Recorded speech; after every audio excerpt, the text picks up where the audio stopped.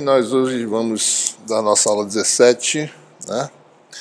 E hoje vamos falar sobre, basicamente, como é que se resolve o problema de valores de fronteira em meios magnéticos, né? Usando agora a formulação da magnetostática. Vamos classificar o problema de valores de fronteira em alguns tipos, né? Usando, ou seja, quando você tem meios lineares, com a presença ou não de densidade de corrente, né? Com a presença de densidade de corrente, a gente vai usar o potencial vetor que a gente já conhece. Na ausência de densidade de corrente, a gente vai ver que pode definir um potencial escalar também, né? Da mesma forma, meios com magnetização permanente e na ausência de densidade de corrente, pode também trabalhar tanto com potencial vetor quanto com potencial escalar, né? Então, e no final a gente vai fazer alguns exemplos, né?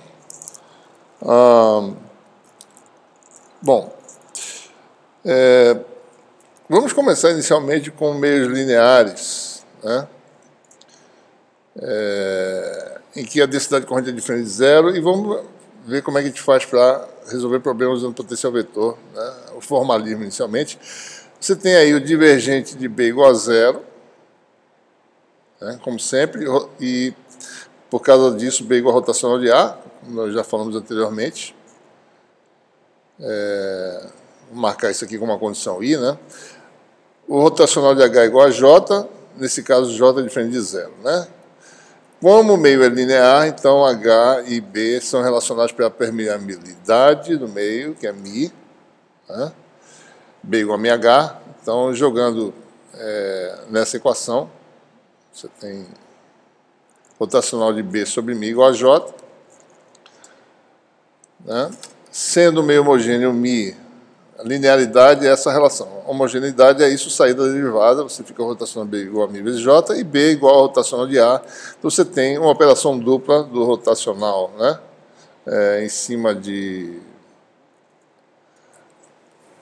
potencial vetor, e nós já vimos isso anteriormente, rotacional do rotacional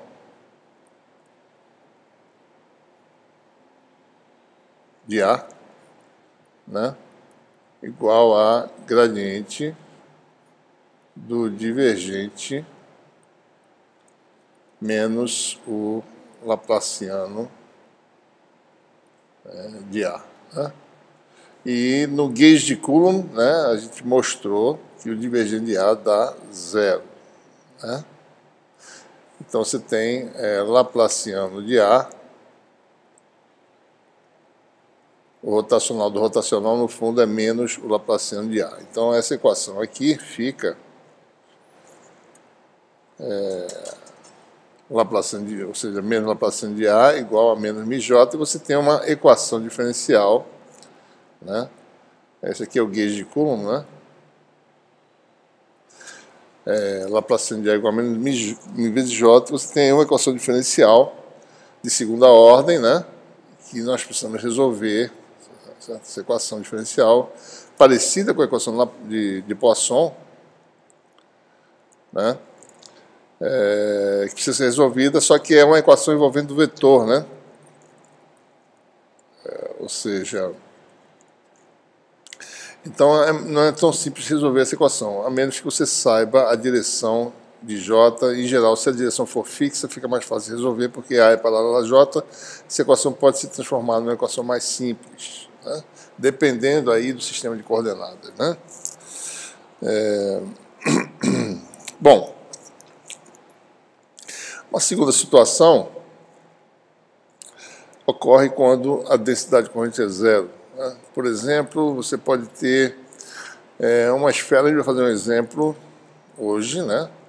Em que você tem uma esfera permeável, ou seja, propriedade linear, submetida a um campo uniforme, né? Então a gente pode resolver esse problema. O problema é que não tem corrente livre, a gente pode usar esse formalismo do potencial escalar, né?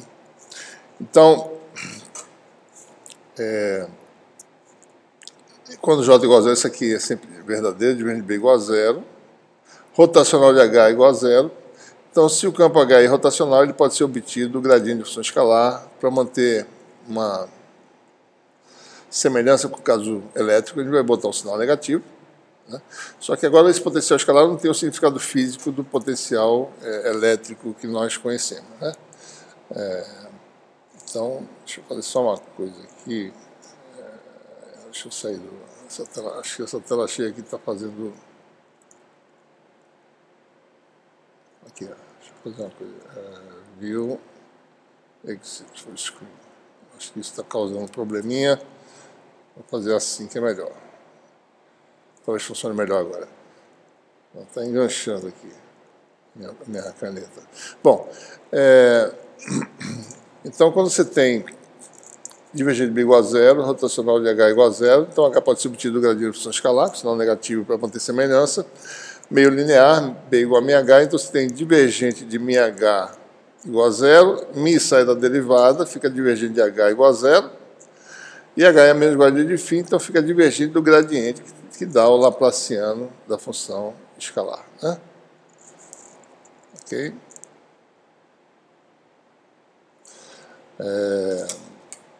Bom, ou seja, quando você tem um problema envolvendo densidade corrente nula, você pode definir um potencial escalar.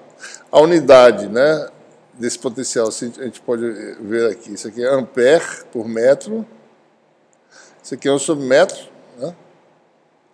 Então a unidade do potencial escalar é ampere, né, porque isso aqui vai dar ampere por metro. Então o potencial escalar não tem um significado físico, em princípio, é só uma função auxiliar para você resolver o problema. E quando você tem mais de uma região, né, com propriedades magnéticas distintas, permeabilidades distintas, meios lineares, então você tem aí a condição de contorno potencial contínuo, como antes, né, e a continuidade do B normal dá, né, o B normal, né, só fazer rapidinho aqui, certo? B é igual a μ vezes H,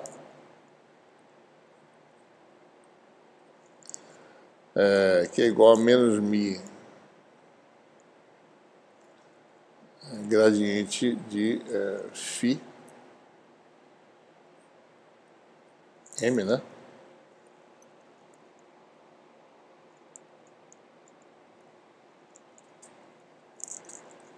Deixa eu dar uma pausa aqui, porque tem uma coisa errada aqui. Deixa eu dar um stop.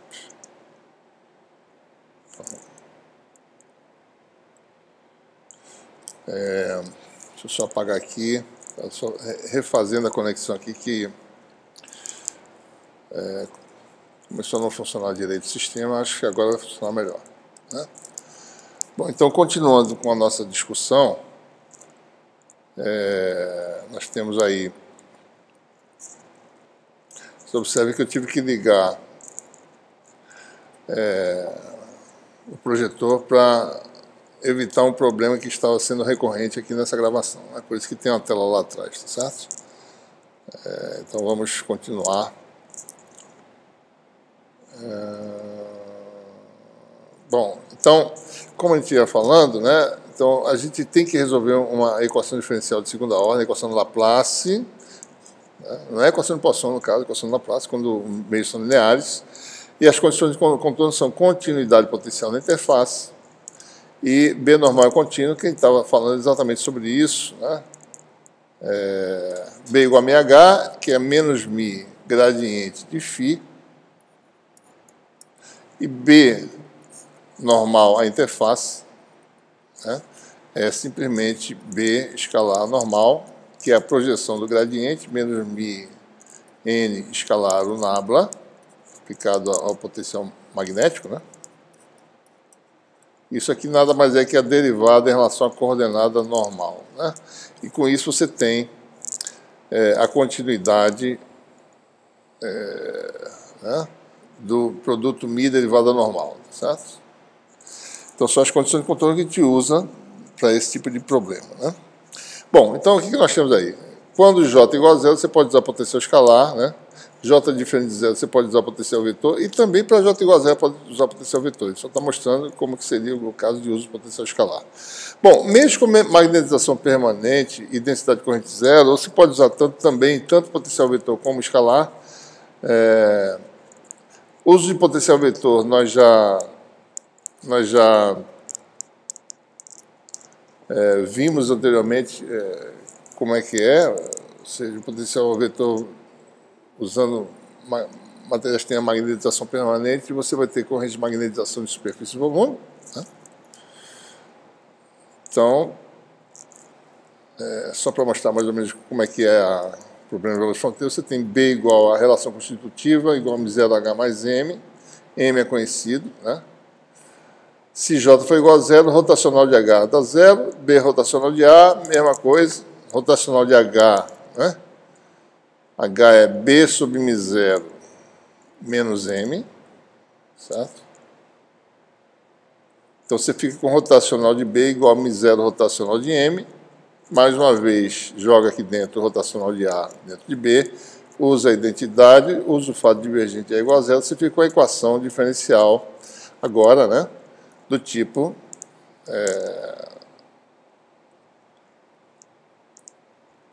rotacional de B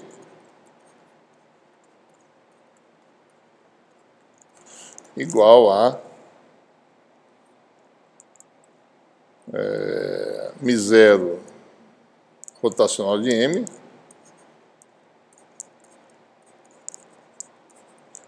isso aqui é a nossa densidade de corrente de magnetização de volume. Isso aqui dá gradiente, isso aqui, desculpa, é rotacional do rotacional de A.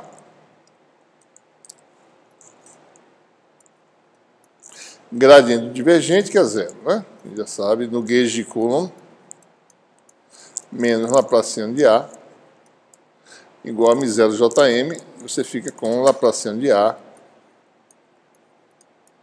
igual a menos M0 JM. Né? E M é a densidade de corrente de magnetização dada por esse rotacional de M aqui.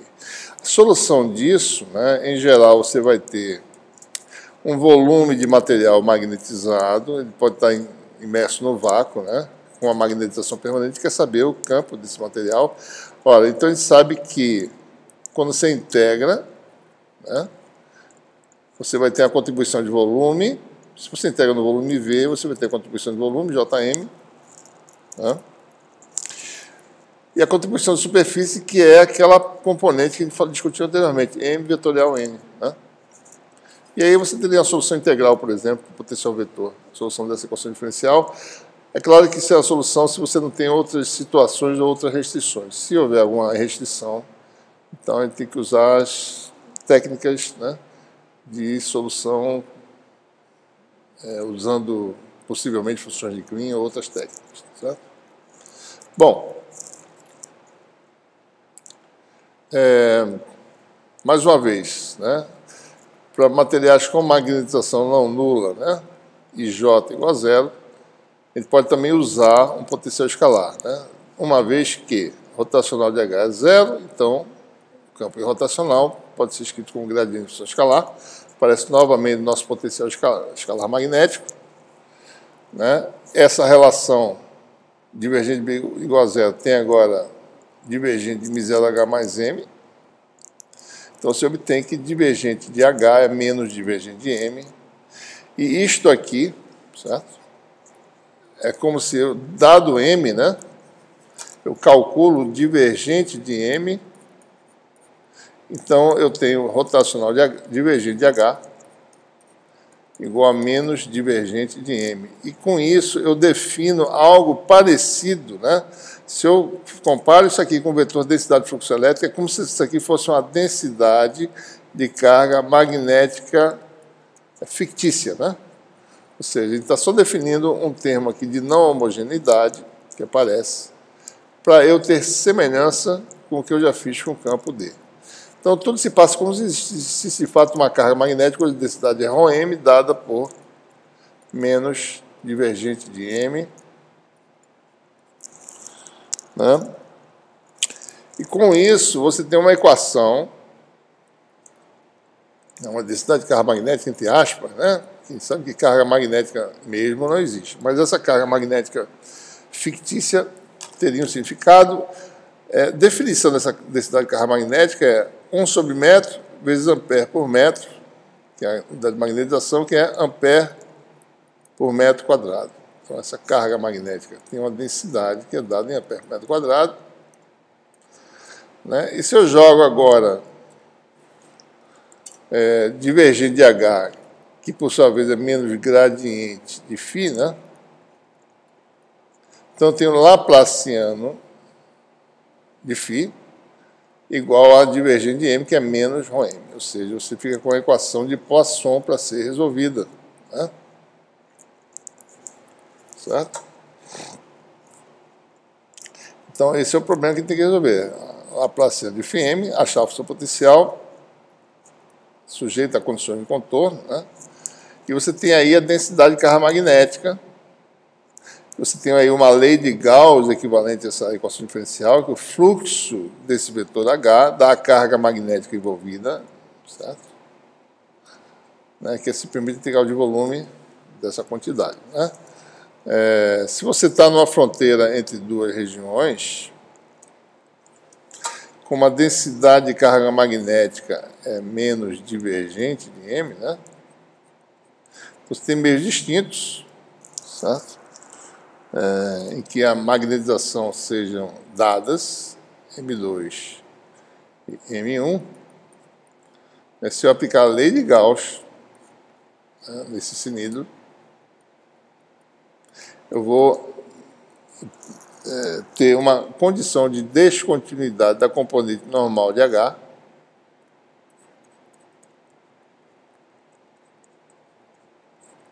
que vai ser menos N, né? Porque uma vez que a densidade é menos divergente, isso aqui vai dar menos N, M2 menos M1. Certo? Essa é a condição de contorno para H. Certo? Dado uma interface entre meios com magnetizações distintas, não são meios lineares, são meios que têm magnetizações conhecidas. Então, isso é descontinuidade na componente normal de H, que é a carga magnética efetiva na interface, que nesse caso seria dado por essa expressão. Por exemplo, isso aqui recai no caso particular, né? Se você tem M no meio, certo? E vácuo do outro lado, né? No caso aqui, o M2 é igual a 0 e o M1 é igual a M, né? Então, nesse caso, é N escalar H2 menos H1 é igual a M2 igual a 0, M1 vale M, com menos dá mais, vai dar M escalar a normal, que é a densidade de carga de magnetização de superfície. Tá? Análogo ao caso elétrico, certo? Observe que a solução, então, do potencial escalar, por exemplo, é um problema desse tipo aqui, em que você tem, né, um material magnetizado com estado de magnetização M, normal posterior do material é N, superfície é sigma, volume é V. Então, a gente pode calcular as densidades de cargas de volume e de superfície, ρm e ρms, e calcular o potencial como sendo a mesma expressão integral que nós conhecemos no caso elétrico. Só que não tem a constante de zero aqui, dada a definição desse potencial escalar, né? Nem o epsilon zero embaixo. Tá? Integral dq, né, sobre 4π de distância. Aqui é dq também, mesma coisa. Integral de superfície, no caso. Né? O que são essas quantidades? Bom, ρm é menos divergente de m e ρms é m escalar n. Observem a analogia com o caso elétrico. Né? No caso elétrico, nós definimos a densidade de carga de polarização menos divergente de P. No caso magnético, a gente definiu uma densidade de carga, né, de magnetização menos divergente de M. Certo? Uma densidade especial de carga de polarização P escalar N, no caso magnético, é idêntico, M escalar N. Né? Isso aí quando o meio exterior é o vácuo. Certo?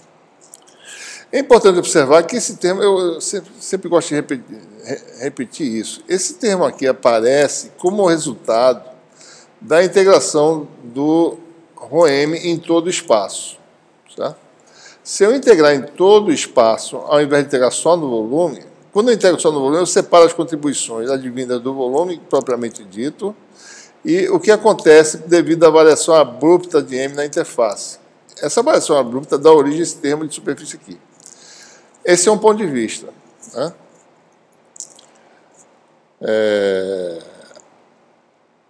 Esse é um ponto de vista. Outro ponto de vista é você integrar em todo o volume. Né? Se você integrar em todo o volume, então esse termo vai surgir como consequência dessa integração. Né? Para a gente entender isso, certo? Vamos tentar calcular aqui, certo? Ou seja, o potencial escalar dessa distribuição de magnetização. Digamos que você tem um objeto como esse aqui, magnetizado no vácuo, né, localizado, ele como volume V, mas eu vou integrar a expressão de integral de volume em todo o espaço, não só no volume. Quando eu faço em todo o espaço, eu vou levar em consideração também a variação abrupta da magnetização na superfície. Né? Então, como é que a gente vai mostrar isso? Bom, a gente vai mostrar mais ou menos, para um caso particular, mas vai dar para entender mais ou menos como isso procede. Isso aqui é o divergente desse produto pela regra da cadeia, vetor vezes função, né? Você tem uma regra da cadeia aí, certo? E tem uma propriedade que aparece o gradiente da função inversa na variável de integração linha, né? Mas que ela é relacionada ao gradiente aplicado à variável que é associada ao vetor posição x. Né? Então, quando você faz isso, você fica aí com um termo fazendo essa integração. Né? Aparece um termo aqui que aparece estritamente o gradiente atuando só sobre a coordenada de x, e aparece uma integral de superfície. Como essa superfície é a superfície que limita todo o espaço, é uma superfície que você pode imaginar esférica de raio infinito. Né? E nessa superfície esférica de raio infinito, mostrado aqui, o M vai ser zero lá no infinito, porque o M só existe na distribuição. Então, essa integral de superfície dá zero. Né? Então, sobra só uma integral que tem essa quantidade aqui. É claro que não dá para saber exatamente o que isso vai dar, mas isso vai dar exatamente a contribuições que aparecem na expressão anterior, ou seja, as contribuições de volume e de superfície. É equivalente a essas duas aqui. Certo? Como é que eu posso verificar isso? Bom, eu posso verificar isso tentando avaliar essa expressão, que é essa primeira que eu vou fazer aqui do lado, certo? Ou seja, eu mostrei que a termo de superfície vai embora, então φm se transforma em menos dv', m. M é uma função de x', as coordenadas dentro do volume. Essa integral em todo o espaço, certo? Vai dar zero fora do volume, né? Produto escalar com o gradiente agora, né? Da função inversa. Tem um sobre 4π aqui. 4π pode sair. Bom, no regime assintótico em que o meu volume ele é localizado, certo? Né? X' praticamente não varia mais no volume, né? Certo? Ou seja, a integração que é varrer o volume em relação a isso aqui, isso é desprezível. A variação do vetor x' no volume é desprezível em relação à posição x que é longe, né, no regime assintótico. Então, o que acontece? Isso aqui não pode sair da integral. Né? Então, isso aqui fica com menos gradiente dessa função inversa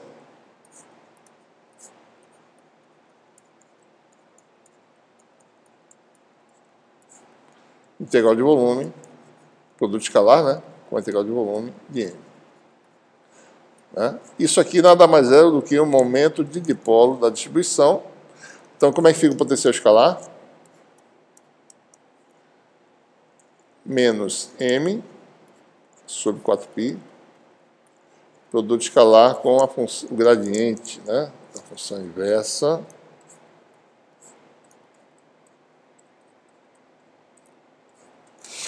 E nós conhecemos muito bem, gradiente dessa função inversa é menos x menos x' sobre módulo ao cubo.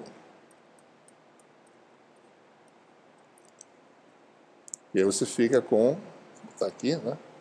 Potencial escalar magnético M escalar x menos x', 4π módulo ao cubo. Então você tem um dipolo localizado, vou botar assim, né? M, a uma distância R, direção no espaço subtendida pelo versor AR, potencial escalar vai ser M escalar o versor sobre 4π R ao quadrado. Né? O que é isso aí? Né? É o potencial do dipolo magnético, né? Que é semelhante ao potencial do dipolo elétrico dado por P escalar AR 4πε0 R2. Né? A menos dessa constante aqui é a mesma coisa. H igual a menos gradiente de φ vai dar aquela expressão clássica do campo de um dipolo localizado. 3m escalar R que nós já deduzimos na aula anterior, menos m. Né? O B é a mesma coisa, μ0 aparece em cima. Tá? Certo? Bom, vamos fazer alguns exemplos agora, ilustrando o uso do potencial, tanto do potencial vetor quanto do potencial escalar. Né? Inicialmente, vamos olhar, né? Primeiro exemplo simples em que você tem a densidade de corrente não nula. Eu vou usar potencial vetor e vou resolver a equação diferencial. Nós temos aí uma placa de corrente infinita em duas dimensões. Essas dimensões são as dimensões y e x. Ela tem uma espessura. E nessa placa de corrente, ela é infinita, né? Estou mostrando um pedacinho dela apenas. Então, olhando aqui, né? Aqui está a placa de corrente nessa região. A densidade de corrente está saindo do quadro, né? Uniformemente distribuída, com a densidade que vale J0 a x. A x aqui está saindo do quadro, né? Isso aqui é direção y, aqui é direção z. Né? Então você tem a densidade de J0 constante a x para módulo de z menor ou igual a h sobre 2 e 0 para módulo de z maior do que h sobre 2. Então esse é o exemplo simples que J sempre está na mesma direção e sentido. Né? Então nós sabemos das propriedades do potencial vetor, né? Como cada componente do potencial vetor está nós só lembrando da expressão original, né? Expressão integral do potencial vetor de distribuição de corrente, né?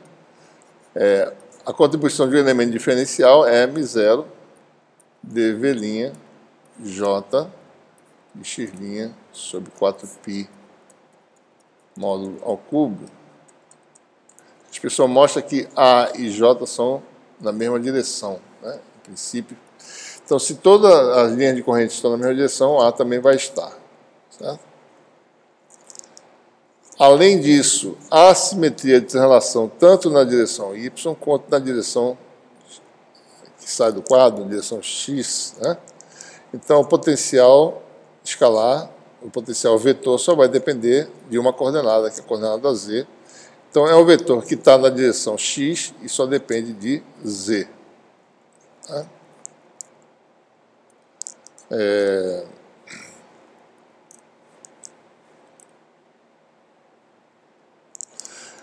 Bom, então o que a gente vai fazer? A gente vai dizer que para módulo de Z menor que H sobre 2, o A é dado por um A1 de Z, AX.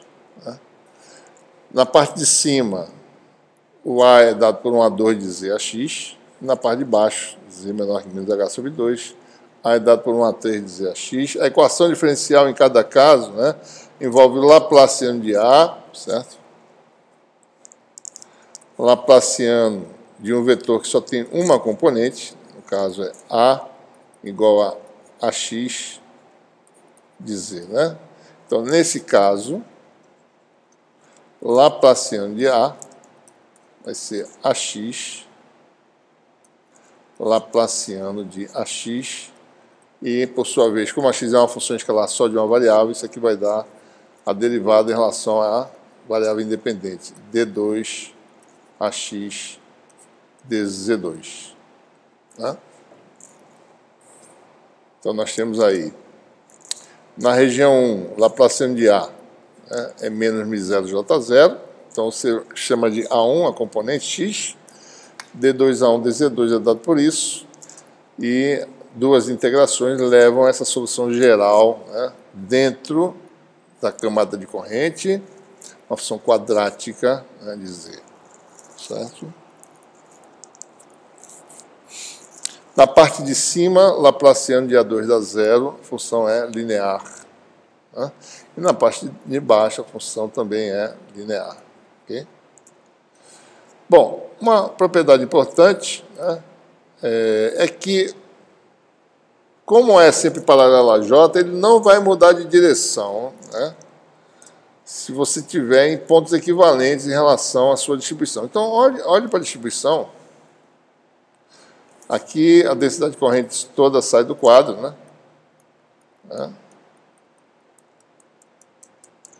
O potencial vetor vai, em princípio, estar na direção ortogonal ao plano. Então, se o potencial vetor aponta no sentido saindo ou entrando, suponha que o potencial vetor saia do quadro a uma distância, né,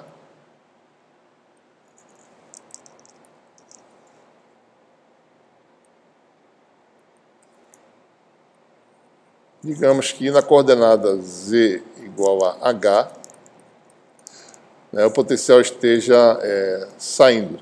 Né? Então, se eu tiver em Z igual a menos H, o potencial também tem que estar saindo.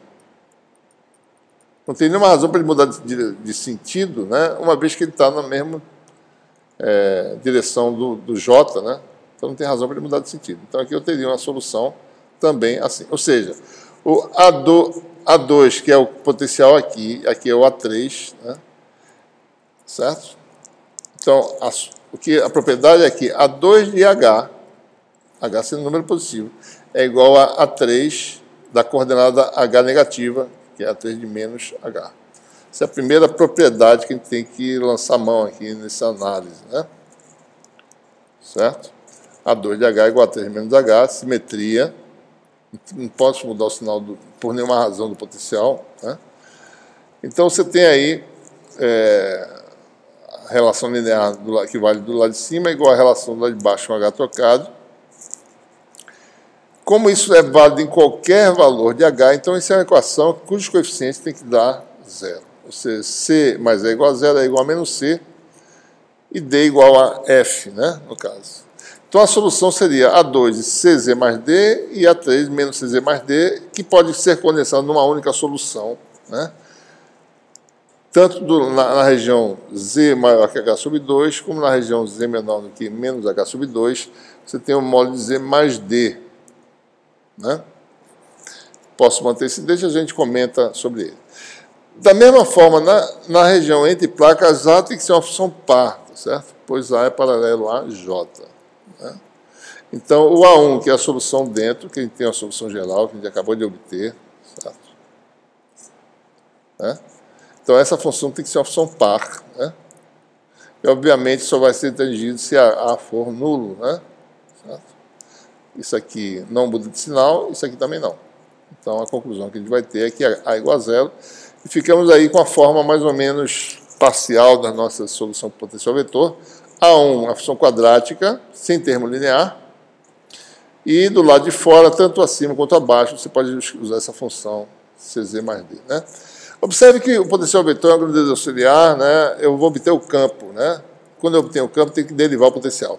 Eu posso, então, subtrair sempre... Nós temos três constantes aqui, B, C e D. Eu posso subtrair uma constante de ambos, sem alterar o resultado final. Certo? Eu vou subtrair de tal forma que essa constante dê zero. Então, eu vou escolher D igual a zero. Né? Se eu não escolher D igual a zero, eu vou ficar com a solução que vai ter a menos de uma constante. Essa constante, quando eu derivar, ela desaparece. Né? Então, você fica com essa solução, e aí fica fácil a gente resolver o problema. Duas incógnitas, duas condições de contorno em Z igual a H sobre 2. Eu vou aplicar. Primeira, continuidade do potencial. Uma segunda condição seria continuidade da componente normal de B, normal interface, mas só que essa componente normal não existe, certo? Observe que A é uma função AX de Z, AX. Não há componente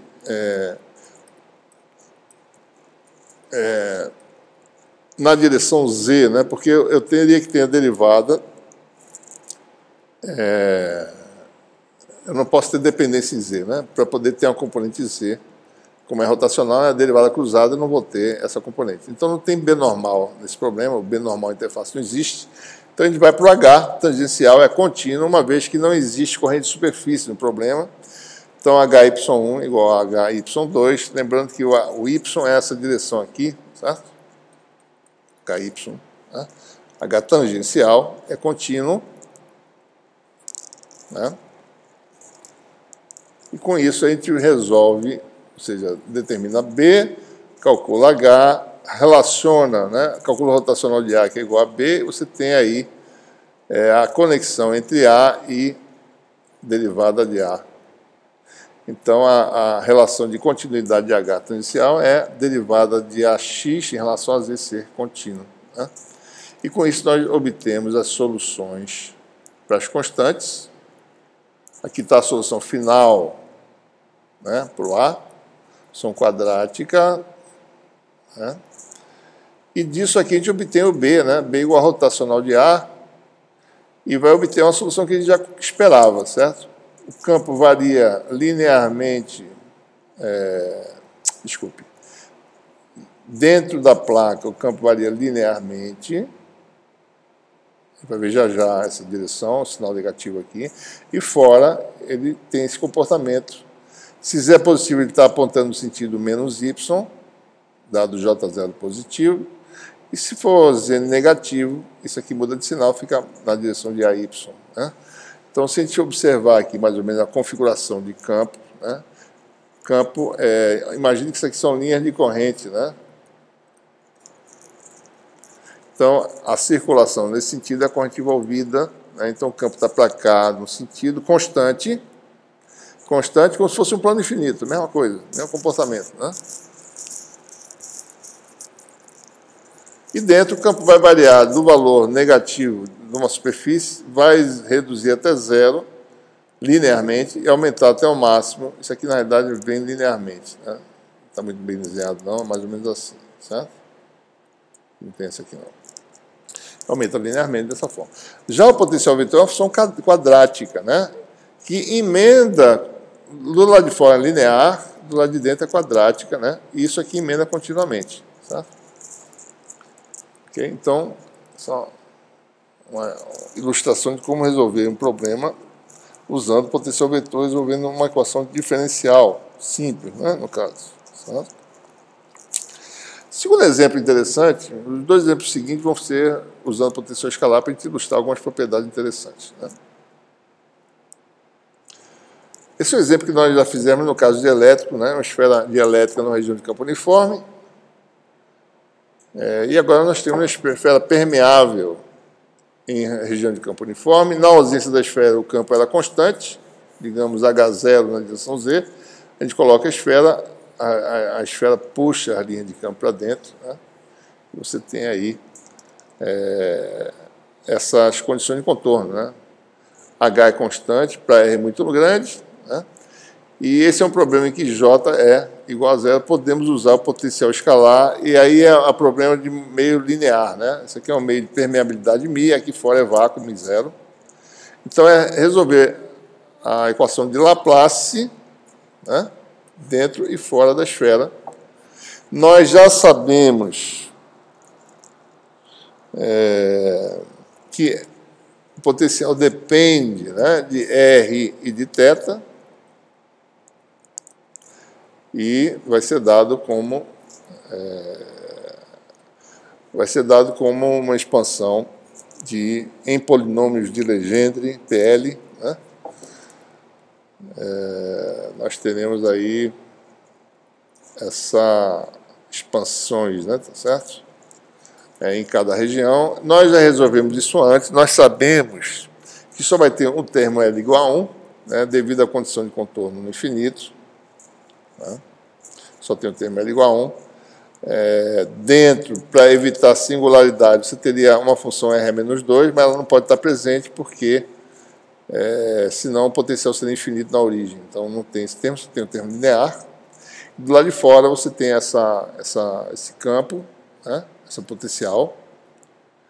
E, dada a condição que o campo é uniforme no infinito, o gradiente, né, que é a dφ dz, na direção z, que dá menos b, certo? R cosseno θ, observe que R cosseno θ vale z, né?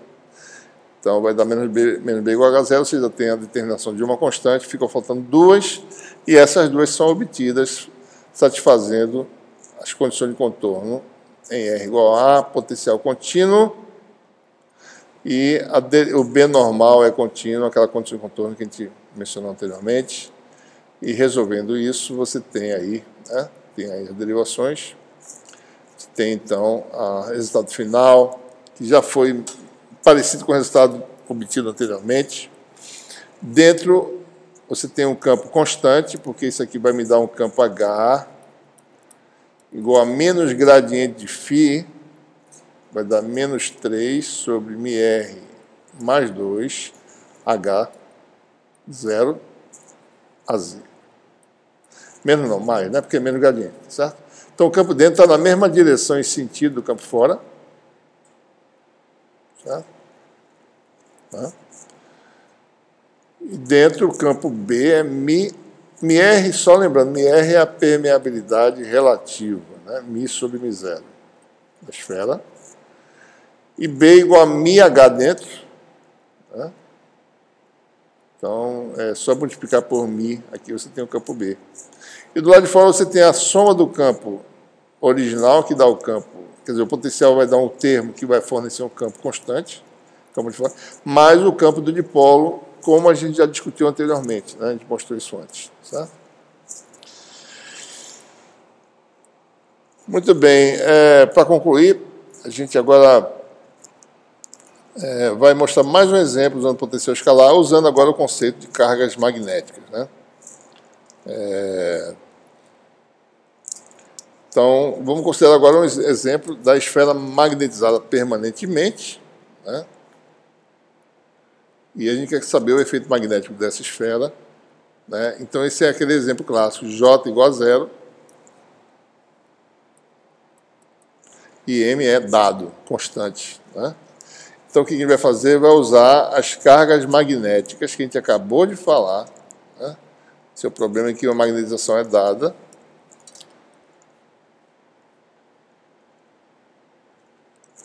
Vamos usar o conceito de cargas magnéticas, que é semelhante ao caso elétrico. Densidade superficial, a densidade volumétrica de cargas magnéticas, ρm, menos divergente de m, e a densidade de carga superficial é m escalar n. E esse problema a gente vai resolver na formulação integral. A gente podia fazer também pela formulação diferencial, usando nossas técnicas, né, de separação de variáveis, né, já conhecidas. Mas vamos fazer só para a gente poder utilizar outra ferramenta. Né? Bom, m sendo constante, isso aqui dá 0. E na superfície, né, m está na direção z, e a normal é o AR, né? E o AR, por sua vez, faz um ângulo, vou ver só aqui é AZ, ângulo θ. Então, você tem ρm de superfície, densidade superficial de magnetização vai ser m AR escalar AZ, que é M0 cosseno de θ, né?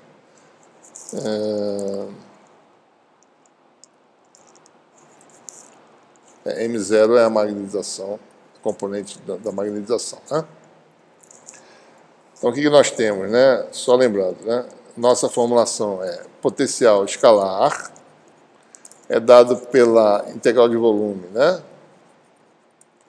Da densidade de carga magnética sobre 4π módulo da distância,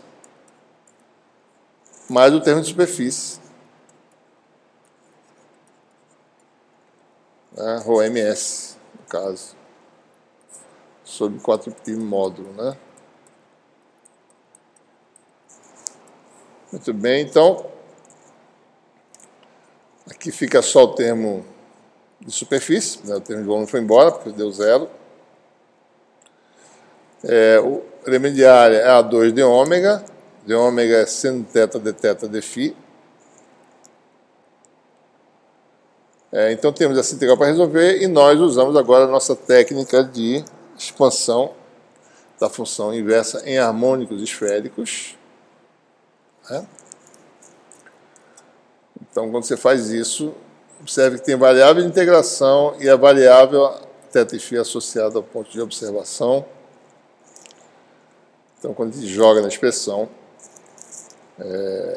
tem uma integração aqui que aparece, envolvendo o cosseno de θ, né?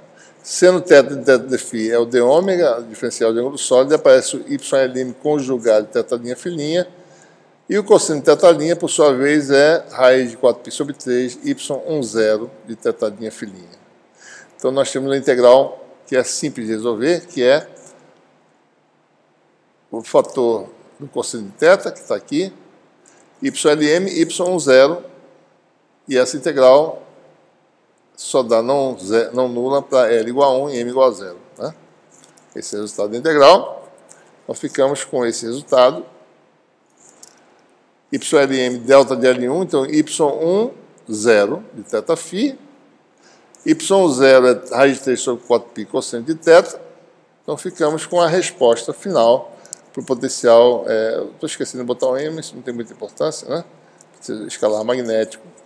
Vai dar, como esperado, né? Esse resultado. Ou seja, a gente sabia já que ia dar L igual a 1, né? Porque a gente resolveu um problema semelhante anteriormente. Certo? Então, para R menor que A, R menor vale R maior vale A2 aqui, cancela, M0 R sobre 3 cosseno de θ, R cosseno de θ dá Z. Isso dá um campo H igual a menos M sobre 3, porque é menos o gradiente, né? Menos a derivada. Do lado de fora, R menor agora vai ser A, R maior vai ser R. Isso aqui dá essa função que é característica do dipolo magnético, né? M escalar a R sobre 4πr2. M é o momento de dipolo, né? Só lembrando, volume da esfera vezes a magnetização, né? Está dado aqui. E, obviamente, essa expressão fornece um campo de dipolo que nós já conhecemos, né? M escalar AR, que eu esqueci. Sempre tem que ter um R nessas notas, né? Vocês corrijam, por favor. Você vai ter o campo de dipolo e o B vai ser longe, vai ser M0 vezes isso, né? Certo? Então, observem que agora você tem aí, só mostrando mais ou menos como é que são essas cargas magnéticas, né? Para o campo H, em verde, o campo H vem da carga positiva para a negativa para baixo. Observe que o campo H está para baixo, né? O B é M0 H mais M, né? Então, H é menos M sobre 3, com M dá 2/3 de M0, M. Então, o B está na direção e sentido de M. O H está no sentido oposto a M. Então, as linhas de H, né, como o H não é o verdadeiro campo magnético, ele se comporta como se fosse um campo elétrico, né, um vetor de densidade de fluxo. Certo? Então, você tem a linha começa aqui, termina aqui, e ela vem por fora também, ou por dentro. A linha verde. Já o campo B, não. Ele é uma linha, forma linhas fechadas, né? Ele é 2/3 de M aqui dentro. Então ele está para cima, continua aqui fora e faz isso. Tá? Certo? Aqui fora, campo de um dipolo. Como se fosse o campo de dipolo na origem. Certo? Ou seja, essa é no interior, esse é o resultado que você obtém. Certo? Muito bem, então isso é o que tinha para falar hoje sobre solução de problemas de valores de fronteira usando tanto potencial vetor como potencial escalar, resolvendo uma equação diferencial, em geral, de segunda ordem, né? E a integração fornece aquela expressão para o potencial. Tá? E com isso a gente conclui esse tema de magnetostática, né? A partir da próxima aula a gente vai começar agora com campos dinâmicos. Certo? Ok? Então ficamos por aqui.